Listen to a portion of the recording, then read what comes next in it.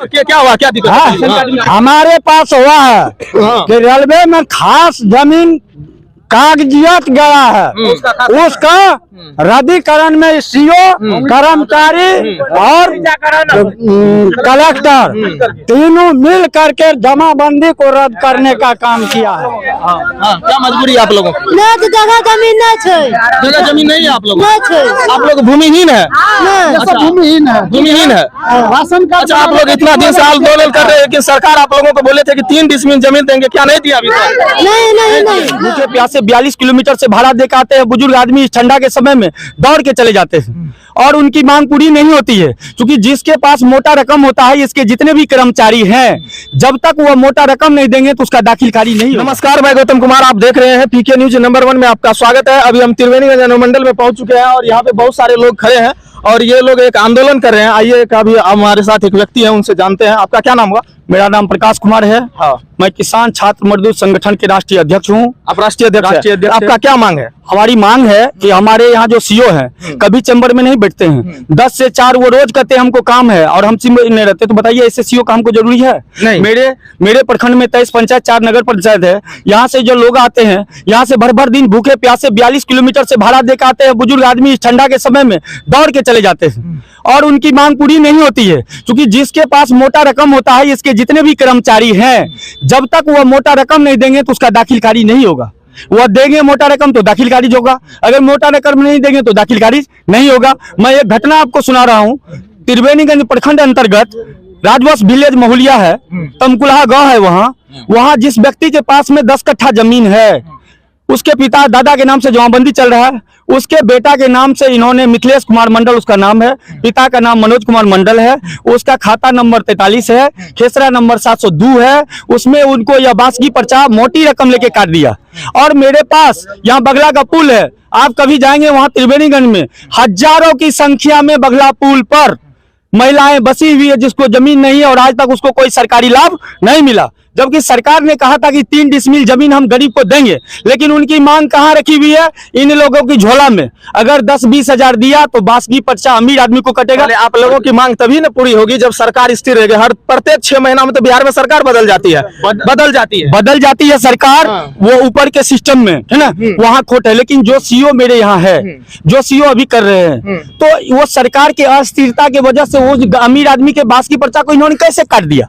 और यहाँ तो काटा है, तो उसके लिए तो रुका नहीं। सरकार अस्थिर तो उसके लिए भी अस्थिर था ना, कि किसी भी भूमिहीन के लिए अस्थिर था। ये किसान बंधु जितने सारे लोग हैं, इनके लिए अस्थिर है। ये गैर मजरूबा खास जमीन जो है ना, ये इनकी रैयती जमीन थी और सरकार 1947 में मेरा देश आजाद हुआ, 50 में संविधान लागू हुआ, 26 जनवरी 1950 को जमींदारी इन्वेस्ट हुई 1955 में।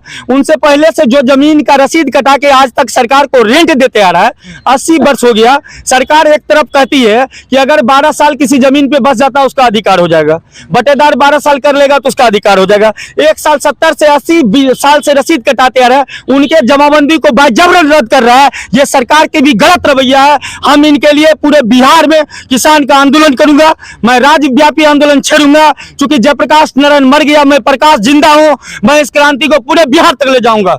ये क्रांति सिर्फ त्रिवेणीगंज से सिर्फ चिंगारी है और इन आंदोलन के लिए मेरे साथ। अच्छा, ये आंदोलन कितने दिनों से चल रहा है आपका? ये आंदोलन मेरा तकरीबन 3 महीना से चल रहा है, जिस पर कई बार हमने आंदोलन किया। कहाँ पे किया है आंदोलन? हम त्रिवेणीगंज विज्ञान कॉलेज पर भी कार्यक्रम रखे थे। आए दिन 31 तारीख को हमने अनुमंडल कार्यालय में भी धरना प्रदर्शन किया। लेकिन ये सरकार के जो ये सब है, क्या आंदोलन करने से आपको कुछ बेनिफिट मिला? बेनिफिट सिर्फ यही मिला कि कुछ लोगों का काम हल्का फुल्का चालू हुआ है, लेकिन इसके ऊपर तो समझिए बहुत दिन से बहुत ज्यादा परत जमा हुआ गंदगी का, भ्रष्टाचार का संलिप्त है। उन पर जब तक जमा बहुत जोर से नहीं मारा जाएगा, तब तक इन पदाधिकारियों और इनके सरकारी कर्मियों पर असर नहीं होगा, क्योंकि वो बुझ रहा है कि मेरा कुछ होने वाला नहीं है। क्योंकि जनता इसी तरह आएगा और वोट देते रहेगा, जाते रहेगा, क्योंकि उसको वोट भी नहीं लेना, उसको माल लेना है। जिस इंदिरा आवास सहायक के पास 10 बीघा, जिसके पास में 10 कट्ठा जमीन था, वो 4 साल की नौकरी में 10 बीघा कमा लिया। क्योंकि जब तक 20,000 रुपया इंदिरा आवास में नहीं मिलता है, तब तक वो इंदिरा आवास नहीं देता है। इसके लिए तो पहले आप लोगों को जागरूक होना होगा। जब तक आप लोग जागरूक नहीं होएगा, देखिए घूस कौन देता है? आप ही लोग देते हैं। आप लोग जिस दिन घूस देना बंद कर दीजिएगा उस दिन ऑटोमेटिक सारा सिस्टम सुधर जाएगा। अब अगर ये अब काम नहीं होगा, आप आंदोलन करते रहिए, क्यों नहीं काम शुरू होगा? दीजिएगा तो इंदिरा आवास मिलेगा, नहीं दीजिएगा नहीं मिलेगा। आप थाना में उसके नाम से FIR क्यों नहीं करते हैं? क्यों नहीं करते हैं थाना में? आपके पंचायत का जो मुखिया उसके पास क्यों नहीं जाते हैं? मुखिया भी सुनिए,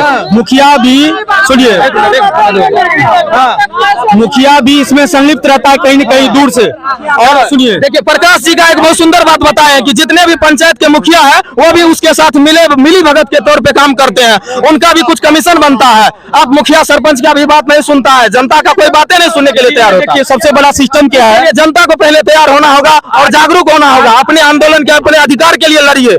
आज जो त्रिवेणीगंज के जो अंदर आंदोलन देख रहे हैं ये, मैं इस आंदोलन को शुरू किया। आज तो पहली बार मैं अकेला चला था। आप इस महिलाओं को भी देखिए, इन महिलाओं को भी देखिए, क्या मजबूरी है आप लोगों की? क्या मजबूरी है आप लोगों की? ना तो जगह जमीन ना छे, जगह जमीन नहीं है आप लोगों ना छे, को? आप लोग भूमिहीन है? ना भूमिहीन है, भूमिहीन है। Ration card. अच्छा, आप लोग इतना दिन से आंदोलन कर रहे हैं कि सरकार आप लोगों को बोले थे कि 3 डिसमिल जमीन देंगे, क्या नहीं दिया अभी तक?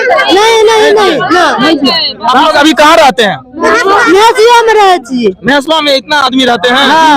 और बहुत क्या चाहते हैं कि हम लोग को भूमि जमीन में तो घो आवास में मिला है। और मान के चले भूमिहीन है आप लोगों को राशन कार्ड, राशन उसन मिलता है कि नहीं? ना ना मिले वो सब भी नहीं मिलता। ना इंदिरा आवास ना मिलल छे, ना जमीन मिलल छे, ना बाल बच्चा का पढ़ा सकै छियै, राशन कार्ड गरीब लोग छियै। आप लोग प्रॉपर यही के निवासी है कि कहीं दूसरे जगह नहीं का है? नसवा का है, प्रॉपर महसले का है।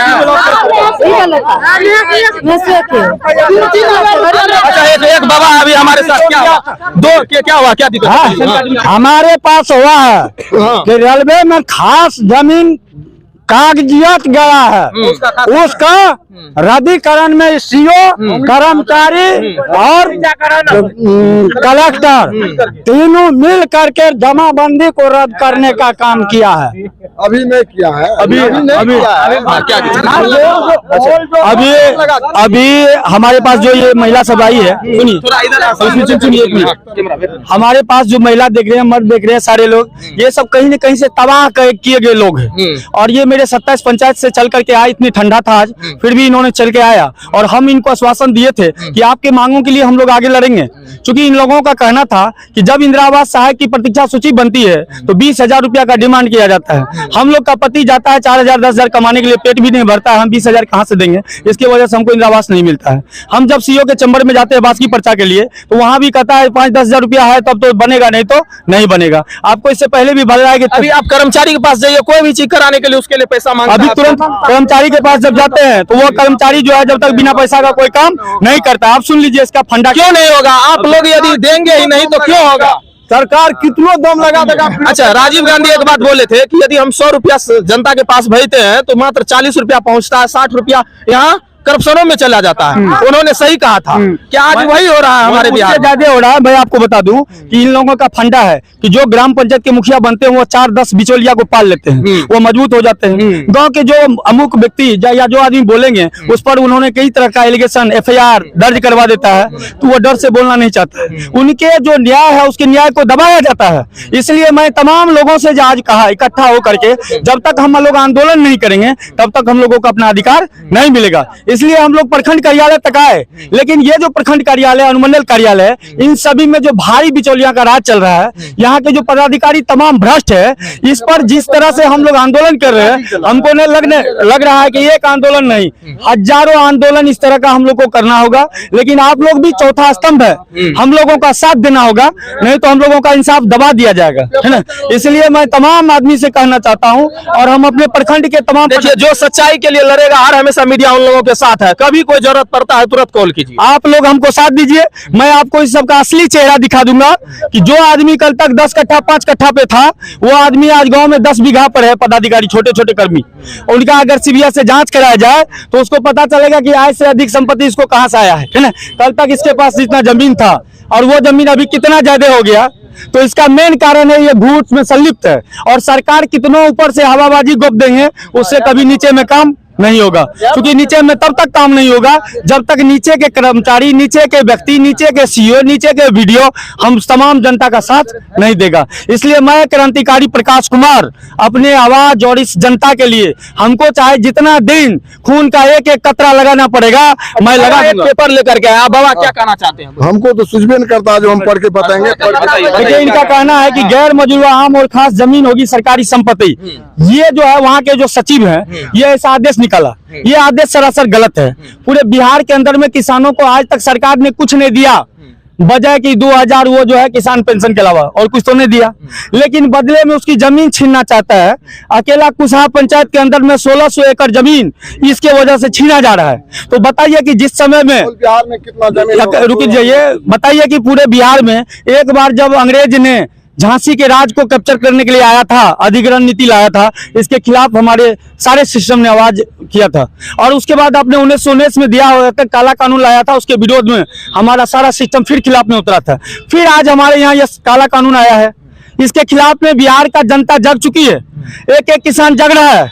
लेकिन थोड़ा देर सवेर, चूंकि किसानों की बात को कोई एमएलए एमपी रखना नहीं चाहता है। ये हमारे यहाँ के क्षेत्र का जो एमएलए एमपी है, ये भी सिर्फ बरवागिरी करता है टिकट के लिए। जो उनको टिकट देगा, जिसके पास वो उसकी हवा को देखता है कि उसके हवा के हिसाब से टिकट लेंगे। जब तक ये हवा पर टिकट बिकता रहेगा, जाति पाति पर नेता बनता रहेगा, तब तक हमारे समाज में ये उचित न्याय नहीं मिलेगा। इसलिए मैं जन जन तक को जगाना शुरू किया कि एक एक व्यक्ति जगिए। और मैं सबसे पहले आप लोगों को एक निर्देश देना चाहता हूं कि आप लोग जाति पाति और धर्म और संप्रदाय के नाम पर जो वोट देते हैं, ये वोट देना पहले बंद कीजिए। आप लोग ये जाति पाति के नाम पर वोट दे रहे हैं, उसी का ये नतीजा है आप लोगों के साथ, वही नतीजा चल रहा है। आप लोग ईमानदार आदमी को चुनिए और ईमानदार को वोट दीजिए। और इस बार आप लोगों को समझदारी का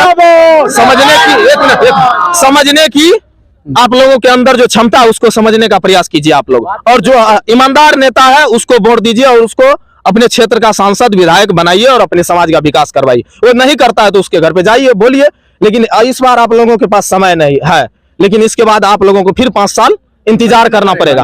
लेकिन जाति पाति और संप्रदाय के नाम पर भूल करके भी कभी वोट मत दीजिए। आपको जो लगता है कि ये सही आदमी है, सही नेता है, वैसे तो जो बनता है वही करप्शन की ग्रिप्स में गिर जाता है। लेकिन फिर भी देख करके, समझ करके आप लोगों देखिए हमारी तो ये प्रयास आप लोगों को अनुमंडल त्रिवेणीगंज से कैसा लगा? जय हिंद, जय भारत।